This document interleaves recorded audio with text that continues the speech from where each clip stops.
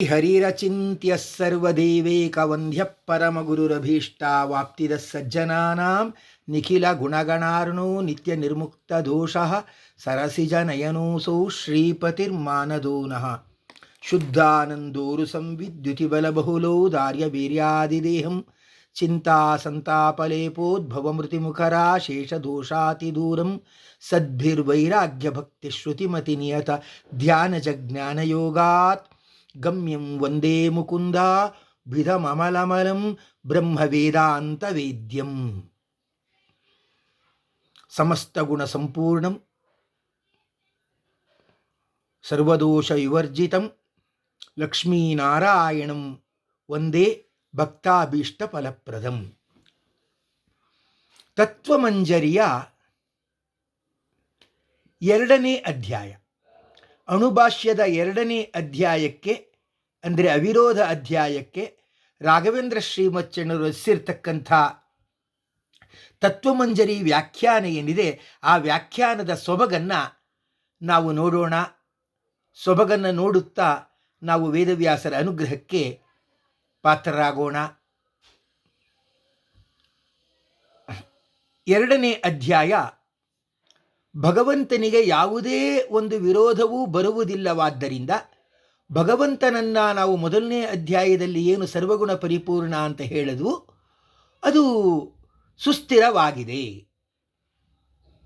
ಅನ್ನುವುದು ಅದರ ಅಭಿಪ್ರಾಯ. ಹೀಗಾಗಿ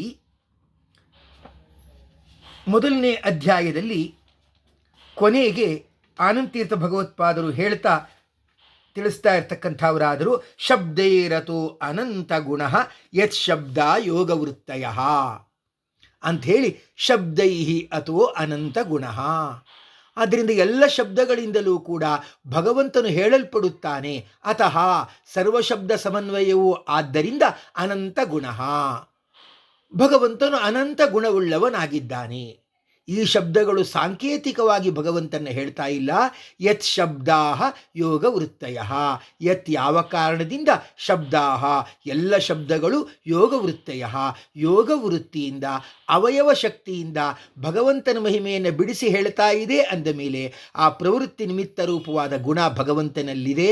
ಆದ್ದರಿಂದ ಸರ್ವಶಬ್ದವಾಚ್ಯನಾದ ಭಗವಂತ ಸರ್ವಗುಣ ಪರಿಪೂರ್ಣನಾಗಿದ್ದಾನೆ ಅಂತ 1ನೇ ಅಧ್ಯಾಯ ಕೊನೆಗೊಂಡಿತು. 2ನೇ ಅಧ್ಯಾಯದಲ್ಲಿ ಅದರ ಮೇಲೆ ಬೇರೆ ಒಂದು ಸ್ಮೃತಿಗಳಿಂದ ಏನು ವಿರೋಧ ಬರುತ್ತೆ ಅದನ್ನು ಪರಿಹಾರ ಮಾಡುವುದರಿಂದ ಅದು ಅವಿರೋಧ ಅಧ್ಯಾಯ ಅನ್ನಿಸಿದೆ. ರಾಘವೇಂದ್ರ ಸ್ವಾಮಿಗಳ ಒಂದು ಅವತರಣಿಕೆಯ ಪೀಠಿಕೆ ಎಷ್ಟು ಸುಂದರವಾಗಿದೆ. ನನು ಯದುಕ್ತಂ ಅತಃ ಅನಂತ ಗುಣ ಇತಿ ತತ್ ಅಸಾಧು ಇವ. ನೀವು ಏನು 1ನೇ ಅಧ್ಯಾಯದಿಂದ ಅಥೋ ಶಬ್ದೈರತೋ ಅನಂತ ಗುಣ ಯೋಗ ವೃತ್ತಿಯಿಂದ ಅದು ಭಗವಂತನನ್ನು ಹೇಳುತ್ತದೆ ಅಂದ ಮೇಲೆ ಭಗವಂತನ ಅನಂತ ಗುಣ ಅಂತ ಏನು ಉಪಸಂಹಾರವನ್ನು ಮಾಡಿದ್ರಿ, ತತ್ ಅಸಾಧು ಇವ, ಅದು ಯಾಕೋ ಸರ್ವಸಮ್ಮತ ಎನಿಸಲಿಲ್ಲವೇನು ಅಂತ ಹೇಳಿ ಆ ಪೂರ್ವ ಪಕ್ಷದ ಅಭಿಪ್ರಾಯವನ್ನು ಇವ ಅನ್ನೋ ಅವ್ಯಯವನ್ನು ಪ್ರಯೋಗ ಮಾಡ್ತಾ ಅದರಲ್ಲಿ ಅಲ್ಪ ಸ್ವಾರಸ್ಯ ಇದೆ ಅನ್ನೋದನ್ನು ಹೇಳ್ತಾರೆ. ಇವ ಅನ್ನುವುದು ಅಲ್ಪ ಅರ್ಥದಲ್ಲಿ ಇರತಕ್ಕಂಥದ್ದಾಗಿದೆ. ಸ್ವಲ್ಪ ಉಪ್ಪು ಹಾಕಿದಾಗ ಮಾಡು, ಸಾರಿಗೆ ಉಪ್ಪು ಹಾಕಿಲ್ವೋ ಏನೋ ಅಂದರೆ ಸ್ವಲ್ಪ ಉಪ್ಪು ಹಾಕಬೇಕು ಅಂತ. ಇವ ಅನ್ನೋದು ಅಲ್ಪ ಅರ್ಥದಲ್ಲಿದೆ. ರಾಘವೇಂದ್ರ ಶ್ರೀಮಚ್ಚರಣರು ತದ್ ಅಸಾಧು ಇವ, ಭಗವಂತನು ಏನು ಸರ್ವಗುಣ ಪರಿಪೂರ್ಣ ಅಂತ 1ನೇ ಅಧ್ಯಾಯದ ಹೇಳಿದ್ರು ಅದು ಅಸಾಧು ಇವ, ಅದು ಸ್ವಲ್ಪ ಸರಿಯಲ್ಲವೇನು ಅಂತ ಆಕ್ಷೇಪದ ಬೀಜವನ್ನು ತೋರಿಸ್ತಾ ಇರ್ತಕ್ಕಂಥವರಾಗಿದ್ದಾರೆ. ಯಾಕೆ ಸರ್ವಸಮ್ಮತವಲ್ಲ ಅಂದರೆ ತತ್ರ ಯುಕ್ತಿಯಾದಿಭಿ ವಿರೋಧಾತ್, ಯುಕ್ತಿ ಮೊದಲಾದವುಗಳಿಂದ ವಿರೋಧ ಬರುತ್ತದೆ. ಆದಿಶಬ್ದವನ್ನು ಕೊಡುತ್ತಾ ಯುಕ್ತಿ ವಿರೋಧ, ಸಮಯ ವಿರೋಧ, ಶ್ರುತಿ ವಿರೋಧ ಮತ್ತು ಯುಕ್ತಿ ಸಹಿತವಾದ ಶ್ರುತಿ ವಿರೋಧ ಅಂತ 4 ಬಗೆಯ ವಿರೋಧಗಳು ಬರುತ್ತದೆ. ಆದ್ದರಿಂದ ಸರ್ವಗುರು ಪರಿಪೂರ್ಣ ಎನ್ನುವುದು ಅಷ್ಟೇನೂ ಸಾಧುವಲ್ಲವೇನು. ತತಃ ಏವ ಅಂದರೆ ಆ ವಿರೋಧಗಳು ಇರುವುದರಿಂದಲೇನೆ ಏನಂತಾಯಿತು ಅಂದರೆ ಆ ಸಮಯಗಳಿಗೆ ಯುಕ್ತಿಗಳಿಗೆ ಅನುಸಾರವಾಗಿ ಹರೇಹೇ ದೋಷಿತ್ವಸ್ಯಾಪಿ ಆಪಾತಾಚ್ಚ, ಭಗವಂತನು ದೋಷ ಸಹಿತನೂ ಆಗಬಹುದು. ಅಂತ ಹೇಳ್ತಿದ್ದಾರೆ. ಇಲ್ಲಿ ರಾಘವೇಂದ್ರ ಶ್ರೀಮಚ್ಚಣ್ಣರು ಭಗವತಃ ಅಂತ ಹೇಳಲಿಲ್ಲ. ಮುಂದೆ ತಸ್ಯ ಅನ್ನುವಾಗ ಭಗವತಃ ಅಂತಾನೆ ಅರ್ಥವನ್ನು ಹೇಳ್ತಾರೆ. ಹಾಗಿರುವಾಗ ಇಲ್ಲೂ ಕೂಡ ಭಗವತಃ ಅಂತಾನೆ ಹೇಳ್ಬೋದಾಗಿತ್ತು. ಅಂದರೆ ಭಗವಂತನಿಗೆ ದೋಷಿತ್ವವೂ ಬರುತ್ತದೆ ಅನ್ನುವುದು ಪೂರ್ವ ಪಕ್ಷಿಗಳ ಅಭಿಪ್ರಾಯ ಅಂತ ಹೇಳ್ಬೋದಾಗಿತ್ತು. ಹಾಗೆ ಹೇಳಿದೆ ಗುರುಗಳು, ಹರೇಹೇ ದೋಷಿತ್ವಸ್ಯಾಪಿ ಆಪಾತಾಚ್ಚ ಅನ್ನುವುದರಿಂದ ಹರಿಗೆ ದೋಷಗಳೂ ಬಂದಂತೆ ಆಗುವುದೇನು ಅಂತ ಪೂರ್ವ ಪಕ್ಷದವನ್ನ ಹೇಳ್ತಾ ಇದ್ದಾರೆ. ಅಲ್ಲಿ ಹರಿ ಅನ್ನೋ ಶಬ್ದವನ್ನು ಪ್ರಯೋಗ ಮಾಡಿದ್ದರಿಂದಲೇನೆ ಅವನು ಯಾಕೆ ಹರಿ ಅನಿಸಿದಾನೆ? ಎಲ್ಲರ ದೋಷಗಳನ್ನು ಪರಿಹಾರ ಮಾಡುವುದರಿಂದಲೇ, ಪರಿಹರಿಸುವುದರಿಂದಲೇ ಅವನು ಹರಿ. ಎಲ್ಲರ ದೋಷಗಳನ್ನೂ ಪರಿಹರಿಸುವ ಅವನಿಗೆ ದೋಷಗಳಾದರೂ ಹೇಗೆ ಬಂದೀತು ಅನ್ನುವುದು ಸಿದ್ಧಾಂತದಲ್ಲಿ ರಣರಣಿಸುವ ಧ್ವನಿ. ಆದರೆ ಪೂರ್ವ ಪಕ್ಷದವರಿಗೆ ಭಗವಂತನೂ ದೋಷಿಯಾದಾನು ಅಂತ ಅಭಿಪ್ರಾಯ ಇರುವುದರಿಂದ ಎರಡಕ್ಕೂ ಸಹಾಯವಾಗುವ ಹಾಗೆ ಹರೇಹೇ ದೋಷಿತ್ವಸ್ಯಾಪಿ ಆಪಾತಾಚ್ಚ, ಹರಿಯು ದೋಷಿಯೂ ಆದಾನೇನು ಎಂದು ಹೇಳುತ್ತಿದ್ದಾರೆ. ಒಳಗಿನ ಧ್ವನಿ ಅವನೇ ಎಲ್ಲರ ದೋಷವನ್ನು ಅಪಹರಿಸುವುದರಿಂದ ಅವನು ದೋಷಿಯಾಗಲು ಸಾಧ್ಯವೇ ಇಲ್ಲ ಅನ್ನುವುದು ನಮಗೆ ಆ ಅಂತರಂಗದ ಧ್ವನಿಯಲ್ಲೂ ಗೊತ್ತಾಗುತ್ತಿದೆ. ಅತಃ ಪ್ರಾಪ್ತಃ ದ್ವಿತೀಯ ಅಧ್ಯಾಯ. ಭಗವಂತನಿಗೆ ದೋಷಿತ್ವ ಬಂದರೆ ಹೇಗೆ? ಅದರಿಂದ ಗುಣಪರಿಪೂರ್ಣತ್ವ ಸಾಧ್ಯವಾಗುವುದಿಲ್ಲ ಅನ್ನುವಾಗ ಪ್ರಾಪ್ತವಾಯಿತು ದ್ವಿತೀಯ ಅಧ್ಯಾಯ, ಎರಡನೇ ಅಧ್ಯಾಯ, ಯಾವ ಯುಕ್ತಿಗಳ ವಿರೋಧವೂ ಬರುವುದಿಲ್ಲ ಅಂತ ಹೇಳುವ ಅಧ್ಯಾಯ. ತಸ್ಯ ಏಕವಾಕ್ಯತ್ವ ಸಿದ್ಧಯೇ, ಮೊದಲನೇ ವಾಕ್ಯದಲ್ಲಿ ಏನು ಹೇಳಿದಾರೋ ಅದನ್ನೇ ಎರಡನೇ ಅಧ್ಯಾಯದಲ್ಲೂ ಮುಂದುವರಿಸಿಕೊಂಡು ಬರುತ್ತಾ ಇಡೀ ಗ್ರಂಥದಲ್ಲಿ ಒಂದು ಏಕಾಭಿಪ್ರಾಯ ಇರಬೇಕು, ಒಂದು ತತ್ವವನ್ನೇ ಬಿಡಿಸಿಕೊಂಡು ಹೋಗುವ ಗುರಿ ಇರಬೇಕು. ಅದಕ್ಕೋಸ್ಕರ ನಮ್ಮ ಆನಂದ ತೀರ್ಥ ಭಗವತ್ಪಾದರು ಅನುಭಾಷ್ಯದಲ್ಲಿ ಎರಡನೇ ಅಧ್ಯಾಯ ಸಾರ ಸಂಗ್ರಹದ ಕೊನೆಯಲ್ಲಿ ಹೇಳಿದ್ದು ಅದನ್ನು ರಾಘವೇಂದ್ರ ಸ್ವಾಮಿಗಳು ಮೊದಲು ಇಲ್ಲಿ ಉಲ್ಲೇಖ ಮಾಡ್ತಾ ಇದ್ದಾರೆ. ಎರಡನೇ ಅಧ್ಯಾಯದ ಆರಂಭದಲ್ಲಿ ಉಲ್ಲೇಖ ಮಾಡ್ತಿದ್ದಾರೆ. ಸರ್ವದೋಷೋಜ್ಜಿತಸ್ತಸ್ಮಾತ್ ಭಗವಾನ್ ಪುರುಷೋತ್ತಮ ಯುಕ್ತ ಗುಣಾಶ್ಚಾವಿರುದ್ಧಾ ತಸ್ಯ ವೇದೇನ ಸರ್ವಶಃ. ಇದು ಎರಡನೇ ಅಧ್ಯಾಯದ ಕೊನೆಯಲ್ಲಿ ಕಾಣ್ತಾ ಇರುವ ಉಪಸಂಹಾರದ ವಾಕ್ಯ. ಇದನ್ನು ಮೊದಲನೇ ಅಧ್ಯಾಯದ ಏನಂದರೆ ಪ್ರತಿಪಾದ್ಯವಾಗಿರ್ತಕ್ಕಂಥ ವಿಷಯ ಪರತೆಯ ಇಟ್ಟುಕೊಂಡಾಗ ಇನ್ನೂ ಸ್ವಾರಸ್ಯವಾಗುತ್ತದೆ ಅಂತ ಗುರುಗಳು ಇದನ್ನು ಮೊದಲು ಇಟ್ಟುಕೊಳ್ಳಿ ಅಂತ ರಾಘವೇಂದ್ರ ಶ್ರೀಮಚ್ಚಣ್ಣರು ಹೇಳ್ತಾ ಇದ್ದಾರೆ. ಇತಿ ಅಂತಿಮ ಭಾಷ್ಯಂ ಆದೌ ಆಕೃಷ್ಯ ಯೋಜ್ಯಂ. ಇದು ಕೊನೆಯಲ್ಲಿದ್ದರೂ ಕೂಡ ಮೊದಲು ಇಟ್ಕೊಳ್ಳೋದ್ರಿಂದ ಇದು ಪ್ರತಿಜ್ಞೆ ಆದಾಗೂ ಆಗುತ್ತದೆ. ಆದ್ದರಿಂದ ಹೀಗೂ ಇಟ್ಟುಕೊಳ್ಳಿ ಎಂದು ತಿಳಿಸ್ತಾ ಇದ್ದಾರೆ. ತಥಾಹಿ ಉಕ್ತಾಹ ಇತಿ ಆವರ್ತ್ಯಂ. ಉಕ್ತಾಹ ಅಂತ ಇದೆ. ಇದನ್ನು ಏನಂದರೆ ಎರಡು ಸಾರಿ ಇಟ್ಕೊಳ್ಳಿ. ಉಕ್ತಾಹ ಅಂತಿದೆ, ಇದನ್ನು ಎರಡು ಸಾರಿ ಹೇಳ್ಕೊಳ್ತಾ ಇರ್ತಕ್ಕಂಥವರಾಗಿ. ಅಂದರೆ ವೇದೇನ ಉಕ್ತಾಹ, ವೇದಗಳಿಂದ ಹೇಳಲ್ಪಟ್ಟ ಎಲ್ಲ ಗುಣಗಳು ಆ ಭಗವಂತನಿಗೆ ಕೂಡುತ್ತದೆ, ಅದು ಅವಿರುದ್ಧ ಅಂತ ಒಂದರ್ಥ. ಇನ್ನೊಂದು ತಸ್ಯ ಉಕ್ತಾಹ, ಆ ಭಗವಂತನಿಗೆ ಹೇಳಲ್ಪಟ್ಟ ಎಲ್ಲ ಗುಣಗಳೇನಿದೆ ಅದು ಕೂಡುತ್ತದೆ ಅಂತ ಎರಡು ಬಾರಿ ಇಟ್ಕೊಂಡು ಅದರ ಹೆಚ್ಚಿನ ಪ್ರಯೋಜನವನ್ನು ನಾವು ಪಡೆಯಬಹುದು. ಸರ್ವಶಃ ಅಂತ ಇದೆ. ಉಕ್ತ ಗುಣಾಶ್ಚಾವಿರುದ್ಧ ತಸ್ಯ ವೇದೇನ ಸರ್ವಶಃ ಅಂತಿದೆ. ರಾಘವೇಂದ್ರ ಸ್ವಾಮಿಗಳು ಹೇಳ್ತಾರೆ ಸರ್ವಶಃ ಅನ್ನೋದನ್ನು ಕೂಡ ಎರಡು ಬಾರಿ ಇಟ್ಕೊಳ್ಬಹುದು. ಯಾಕೆ ಅಂದರೆ ವೇದೇನ ಸರ್ವಶಃ ಉಕ್ತಾ ಗುಣಾ ಅವಿರುದ್ಧಾ ಒಂದರ್ಥ. ಏನಂದರೆ ವೇದದಿಂದ ಹೇಳಲ್ಪಟ್ಟ ಎಲ್ಲ ರೀತಿಯ ಗುಣಗಳು ಕೂಡ ಭಗವಂತನಿಗೆ ಅವಿರುದ್ಧ ಅಂತ ಸರ್ವಶಃ ಅನ್ನೋದನ್ನು ವೇದೇನ ಸರ್ವಶಃ ಉಕ್ತಾಹ ಅಂತ ಹೇಳಿ, ಆ ವೇದದಿಂದ ಎಲ್ಲ ರೀತಿಯಲ್ಲೂ ಹೇಳಲ್ಪಟ್ಟ ಗುಣಗಳು ಭಗವಂತನಿಗೆ ಅವಿರುದ್ಧ ಅಂತ ಹಾಗೆ ಅದನ್ನು ಇಟ್ಕೊಳ್ಳಿ. ಆಗ ಅದೇಗೆ ಅನ್ನುವಾಗ ಹಿಂದಿನ ಅಧ್ಯಾಯದಲ್ಲಿ ನ್ಯಾಯಗಳನ್ನೆಲ್ಲ ಹೇಳಿದ್ವಲ್ಲ, ಪೂರ್ವೋಧ್ಯಾಯ ಉಕ್ತ ನ್ಯಾಯ ಅನುಗ್ರಹೀತೇನ, ಹಿಂದಿನ ಅಧ್ಯಾಯದಲ್ಲಿ ಹೇಳಲ್ಪಟ್ಟ ನ್ಯಾಯದ ಜೊತೆಗೆ ಸೇರಿರ್ತಕ್ಕಂಥ ಇವುಗಳಿಂದ ಇದು ಕೂಡುತ್ತದೆ ಅಂತ. ಇನ್ನೊಂದು ಸತಿ ಸರ್ವಶಃ ಅನ್ನೋದನ್ನು ಇಟ್ಕೋಬೇಕು. ನಾನು ವಿದ್ಯಾರ್ಥಿಗಳಿಗೆ ಆಗಾಗ್ಗೆ ಸೂಚಿಸ್ತಾ ಇದ್ದೇನೆ, ಎದುರುಗಡೆ ಪುಸ್ತಕವನ್ನು ಇಟ್ಕೊಂಡಿರಬೇಕು. ಅನುವಾದವನ್ನು ಮಾಡುವಾಗ ವಿಶೇಷಾಂಶಗಳನ್ನು ಪೆನ್ಸಿಲ್ನಲ್ಲಿ ಕೆಳಗಡೆ ಅಂಡರ್ಲೈನ್ ಮಾಡಿಕೊಳ್ಬೇಕು. ಮಾರನೇ ದಿವಸ ಒಪ್ಪಿಸುವಾಗ ಅಂಡರ್ಲೈನ್ ಆದ ಭಾಗದಲ್ಲಿರುವ ವಿಶೇಷಾಂಶವನ್ನು ಕೂಡ ಹೇಳಬೇಕು, ಮತ್ತು ಸಂದೇಹಗಳು ಬಂದಾಗ ಕೊನೆಯಲ್ಲಿ ಕೇಳಬೇಕು ಅಂತ ನಿರ್ದೇಶನವನ್ನು ಕೊಡ್ತಾ ಇದ್ದೇನೆ. ವೇದೇನ ಸರ್ವಶಃ ಉಕ್ತಾ ಗುಣ, ವೇದದಿಂದ ಎಲ್ಲ ರೀತಿಯಿಂದಲೂ ಹೇಳಲ್ಪಟ್ಟ ಗುಣಗಳು ಭಗವಂತನಿಗೆ ಅವಿರುದ್ಧ ಅಂತ ಒಂದು ಸರ್ವಶಃ ಅಂತ ಇಟ್ಕೊಳ್ಳಿ. ಇನ್ನೊಂದು ಸತಿ ಸರ್ವಶಃ ಅನ್ನೋದನ್ನು ಅನುವೃತ್ತಿ ಮಾಡಿಕೊಂಡು ಉಕ್ತಾ ಸರ್ವಶಃ ಗುಣ ಅವಿರುದ್ಧ, ಉಕ್ತಾ ಹೇಳಲ್ಪಟ್ಟ ಸರ್ವಶಃ ಗುಣ, ಸರ್ವಕರ್ತೃತ್ವ, ಸರ್ವನಿಯಂತೃತ್ವ, ಸರ್ವಸಂಹರ್ತೃತ್ವ, ಸರ್ವಜನ್ಮದಾತೃತ್ವ ಮೊದಲಾದ ಎಲ್ಲ ಗುಣಗಳು ಕೂಡ ವೇದದಿಂದ ಹೇಳಲ್ಪಟ್ಟ ಎಲ್ಲ ರೀತಿಯ ಗುಣಗಳು ಅಂತ ಒಂದು, ಇಂದು ವೇದದಿಂದ ಹೇಳಲ್ಪಟ್ಟ ಎಲ್ಲ ಗುಣಗಳು ಕೂಡ ಸರ್ವಕರ್ತೃತ್ವಾದಯ ಗುಣ, ಎಲ್ಲ ಗುಣಗಳು ಕೂಡ ಅವಿರುದ್ಧ. ಅಂದರೆ ಯುಕ್ತಿಯ ವಿರೋಧವಿಲ್ಲದವು, ಸಮಯದ ವಿರೋಧವಿಲ್ಲದವು, ಅದೇ ರೀತಿಯಾಗಿ ಶ್ರುತಿಯ ವಿರೋಧವಿಲ್ಲದವು, ಮತ್ತು ಯುಕ್ತಿ ಸಹಿತವಾದ ಶ್ರುತಿ ವಿರೋಧವಿಲ್ಲದವು ಎಂದು ತಿಳಿದುಕೊಳ್ಳಬೇಕು. ಉಕ್ತಾ ಗುಣಾ ಅವಿರುದ್ಧ ಅಂತ ಹೇಳಿದ್ದಾರೆ. ಹೇಳಿದ ಗುಣಗಳು ಅವಿರುದ್ಧ. ವೇದದಿಂದ ಹೇಳಲ್ಪಟ್ಟ ಗುಣಗಳೇನಿದೆ ಅವುಗಳು ಅವಿರುದ್ಧ, ಕೂಡುತ್ತದೆ. ಯಾಕೆಂದರೆ ಸರ್ವಸಮನ್ವಯವಾಗಿ ಎಲ್ಲ ಗುಣಗಳು ಭಗವಂತನಲ್ಲಿದೆ ಎಂದು ಹೇಳಿದ್ದರಿಂದ ಅಂತ. ರಾಯರು ಉಕ್ತಾಹ ಅನ್ನೋದಕ್ಕೆ ಒಂದು ಹೊಸ ರೀತಿಯಾದ ಅರ್ಥವನ್ನು ಹೇಳ್ತಾರೆ. ಉಕ್ತಾಹ ಅಂದರೆ ಹೇಳಿದ ಗುಣಗಳು ಅಂತ. ಅದರಲ್ಲಿ ಹೇಳಿದ ಗುಣಗಳು ಅಂತಲ್ಲ, ಪ್ರತಿಪಾದಿತವಾದ ಗುಣಗಳು ಅಂತ ಇಟ್ಕೊಳ್ಬೇಕು. ಈಗ ಯಾವುದೋ ಕೋರ್ಟಲ್ಲಿ ಕೇಸ್ ನಡೀತಾ ಇರುತ್ತೆ, ಟೆನೆಂಟ್ ಮನೆ ಖಾಲಿ ಮಾಡಬೇಕಾಗತ್ತೆ. ಆಗ ಯಾರೋ ಪೆಟಿಷನರ್ ಹೇಳ್ತಾನೆ, ಜಡ್ಜ್ ಹೇಳಿದ್ದಾರೆ ಮನೆ ಖಾಲಿ ಮಾಡಬೇಕಂತೆ ಅಂತ, ಆದ್ದರಿಂದ ಅವ್ರು ಮನೆ ಖಾಲಿ ಮಾಡಲೇಬೇಕು, ಇಲ್ಲದೆ ಇದ್ದರೆ ಕಂಟೆಂಪ್ಟ್ ಆಗತ್ತೆ ಅಂತ ಹೇಳ್ತಾನೆ. ಜಡ್ಜ್ ಹೇಳಿದ್ದಾರೆ ಅಂದರೆ ಏನಂತ ಅರ್ಥ? ಜಡ್ಜ್ಮೆಂಟ್ ಕೊಟ್ಟಿರೋದ್ರಿಂದ ಅಂತ ಅರ್ಥ. ಹೌದು ತಾನೆ? ಜಡ್ಜ್ ಹೇಳಿದ್ದಾರೆ, ಕೋರ್ಟ್ ಹೇಳಿದೆ ಅಂದರೆ, ಕೋರ್ಟ್ ಹೇಳಿದೆ ಅಂದರೆ ಏನಂತ ಅರ್ಥ?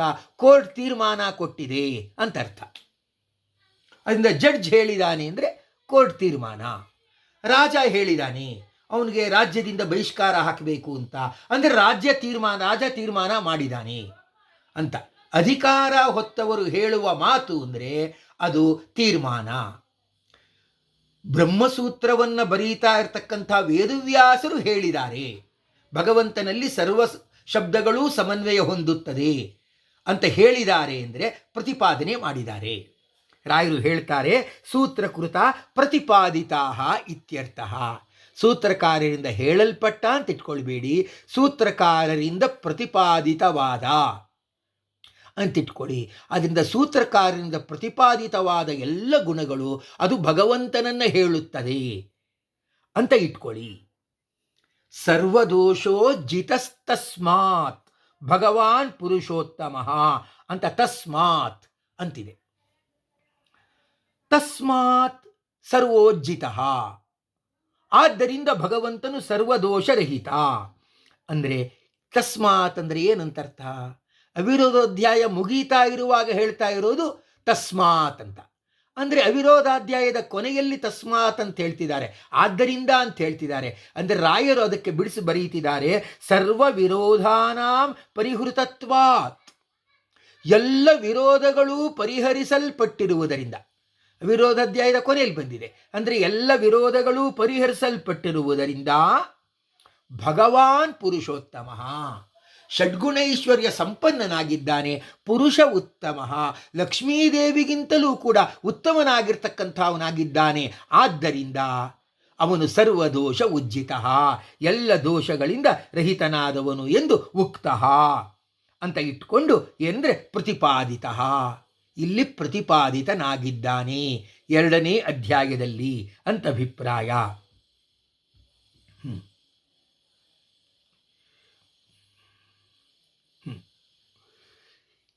ಅಂದರೆ ಮೊದಲನೇ ಅಧ್ಯಾಯದಲ್ಲಿ ಸರ್ವಗುಣ ಪರಿಪೂರ್ಣ ಅಂತ ಹೇಳುವಾಗ ಅದೆಂಗೆ ಸರ್ವಗುಣ ಪರಿಪೂರ್ಣ ಆಗತ್ತೆ? ಬೇರೆ ಥರ ವಿರೋಧಗಳು ಬೇರೆ ಬೇರೆ ಸಮಯಗಳಿಂದ ಶ್ರುತಿಗಳಿಂದ ಬರುತ್ತಲ್ಲ, ಅನ್ನೋ ಪ್ರಶ್ನೆ ಜೊತೆ ಜೊತೆಗೆ ಬರುವಾಗಲೇನೆ ವೇದವ್ಯಾಸರ ಮನಸ್ಸಿನಲ್ಲಿ ಅವುಗಳೆಲ್ಲವೂ ಕೂಡ ಪರಿಹಾರವಾಗುವುದರಿಂದ ಭಗವಂತನಿಗೆ ಸರ್ವಗುಣ ಪರಿಪೂರ್ಣತ್ವ ಇದ್ದೇ ಇರುತ್ತದೆ ಎಂದು ನಿರ್ಣಯ ಮಾಡಿರುತ್ತಾರೆ ಅನ್ನುವುದು ಇದರ ಅಭಿಪ್ರಾಯ ಅಂತ ಹೇಳ್ತಿದ್ದಾರೆ. ಅಂದರೆ ಮುಂದೆ ವಿರೋಧಗಳು ಪರಿಹಾರ ಆಗತ್ತೆ ಎಂದರಿತೇ ಭಗವಂತನು ಸರ್ವಗುಣ ಪರಿಪೂರ್ಣ ಎಂದು ಮೊದಲ ಅಧ್ಯಾಯದಲ್ಲಿ ಪ್ರತಿಪಾದಿಸಲಾಗಿದೆ ಅಂತ ಇಟ್ಕೊಳ್ಬೇಕು. ಆ ವಾಕ್ಯ ಎಷ್ಟು ಚೆನ್ನಾಗಿದೆ. ರಾಘವೇಂದ್ರ ಗುರುಸಾರ್ವಭೌಮರ ರಚನೆ. ಪೂರ್ವೋಕ್ತಾರ್ಥೆ ಪ್ರತೀತ ಅಶೇಷ ವಿರೋಧ ನಿರಾಸೇನ ನಿರ್ದೋಷ ಅಶೇಷ ಗುಣತಾ ಹರೇಹೇ ಅತ್ರ ನಿರ್ಣೀತ ಸೂತ್ರಕೃತ ಇತಿ ಯಾವತು ಅಂತ ಹೇಳಿ, ಹಿಂದೆ ಹೇಳಿದ ವಿಷಯದಲ್ಲಿ ಮುಂಬರುವ ಎಲ್ಲ ದೋಷಗಳನ್ನು ನಿರಾಕರಿಸಿ ಭಗವಂತನು ನಿರ್ದೋಷನೂ ಹೌದು ಸರ್ವಗುಣ ಪರಿಪೂರ್ಣನೂ ಹೌದು ಅಂತ ಹೇಳಿ ಆ ಸೂತ್ರಕಾರರು ನಿರ್ಣಯಿಸಿದ್ದಾರೆ ಎನ್ನುವುದು ಇದರ ಇಂಗಿತ ಅಂತ ಪೀಠಿಕೆಯನ್ನು ರಾಘವೇಂದ್ರ ಗುರು ಸಾರ್ವಭೌಮರು ತತ್ವಮಂಜರಿಯಲ್ಲಿ ಎಷ್ಟು ಸುಂದರವಾಗಿ ಕೊಟ್ಟಿದ್ದಾರೆ. ಅದರಿಂದ 2ನೇ ಅಧ್ಯಾಯದ ಸಾರವೂ ಗೊತ್ತಾಯಿತು. ಮೊದಲನೇ ಅಧ್ಯಾಯಕ್ಕೂ 2ನೇ ಅಧ್ಯಾಯಕ್ಕೂ ಇರುವ ಸಂಬಂಧವೂ ಕೂಡ ಗೊತ್ತಾಗ್ತಾ ಇರತಕ್ಕಂಥದ್ದಾಯಿತು. ಮತ್ತೆ ಮೊದಲನೇ ಆದ್ಯಪಾದ ಅರ್ಥ ಯುಕ್ತಿಪರತೆಯ ನ ಅಯುಕ್ತಂ ತದ್ವದೇ ಶ್ರುತಿ ಇತಿ ಆದೌ ಅಪಿ ಆಕೃಷ್ಯ ಯೋಜ್ಯಂ.